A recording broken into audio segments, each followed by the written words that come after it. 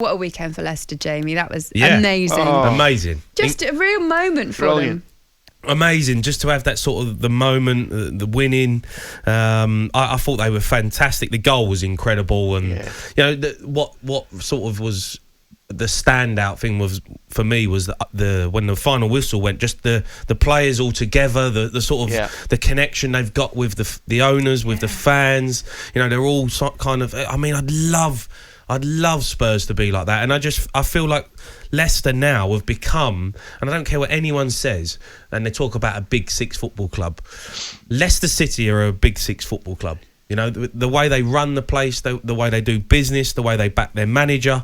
You know, the manager that they've got is a world-class manager. The players that they've got in there now, I just think it's just a brilliant football club to be at, and I'm so glad they won it. A lot of people written them off, including me, because I thought Chelsea would have been too strong for them, but they were fantastic and a brilliant moment for the owners, and fair play to them. It's almost, I think that term, the Big Six, very much a commercial term, isn't it? Of course it is. And you almost That's all it is. when they get that sort of Big Six status, that's when the club is earning so much money that it becomes more of a business. And I hope that never happens to Leicester. And I don't think it will. Yeah, but they're not. The thing is with them as well, Laura, is that they're not a poor football club. They've got very rich owners. They run the place properly. And what I love about them is that, you know, they just go about their business the right way. Everyone's connected with the club. Everyone feels like they're part of it.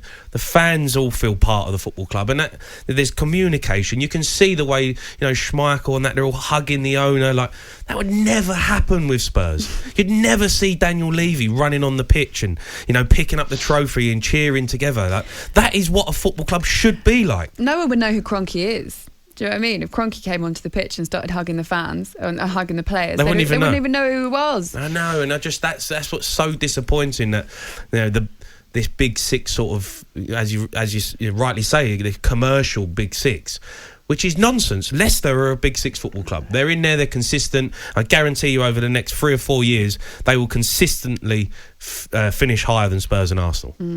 When you look back on those highlights, Ali, and you look at the amazing save for Schmeichel, the goal for Tielemans, I mean, there was a lot for not a lot going on in the first half, ended up with a fair bit of action there. Leicester fans obviously will relive this for such a long time.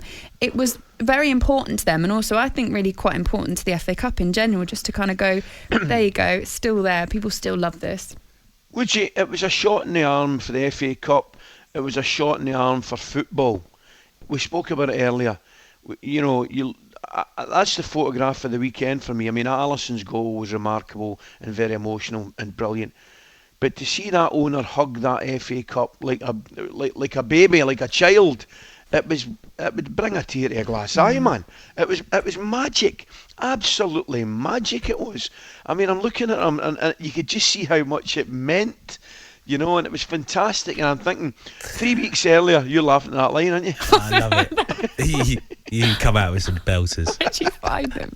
But I'm telling you, it would. I'm sitting watching, I'm saying, and I'm wanting Chelsea to win, Jamie. You know, I'm a Chelsea man. And then aye, of course I am. And I'm sitting there and I'm looking at it and I'm saying, this is magic. You know, he's such a glory hunter, isn't he? He's such a glory he's hunter. Always like Leicester, no, Chelsea man.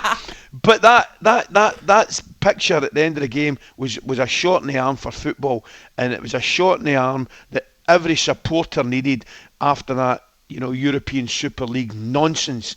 That's how you own a club. That's how you run a club.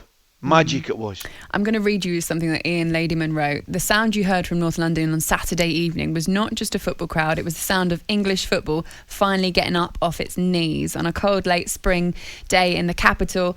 That moment, 18 minutes into the second half, seemed to carry an even greater resonance than a goal to win a big football match usually does. This was the afternoon when our game was finally allowed to look to the future again, and it felt even more liberating than anybody could really have expected.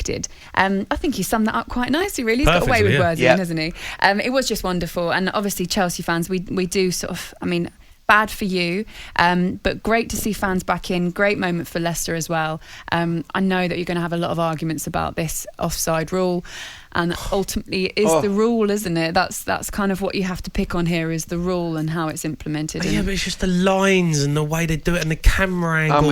Everything just seems just not 100%. I know. Just like a guy with a crayon just going here. Even do you know the big issue? The freeze frame as well. That's it just it, kind Jamie. of felt like it was blurry, and Jamie, it already left his mate, foot. That's the big problem for me. And this morning's not the right time to talk about it, because we want to talk about Leicester and congratulate them. But the big problem I have is when the freeze frame stops. Who decides when the ball leaves the foot? That's the big thing. The lines aren't the problem for me, because if you take the ball leaving the foot a split second later, then you can move on 3 or 4 frames. But does it be when you leave the foot, or when you make when you make contact with the ball? Like what is the rule? I don't know, but we're not talking about it this morning. We're talking about Leicester. I know, but surely as soon as you make contact with the ball, that's when you're onside. No? I don't know. It's just ridiculous. But they've got blurry, like the picture's blurry, the freeze frame's blurry, and like the line is like an angle. I'm thinking that don't look straight.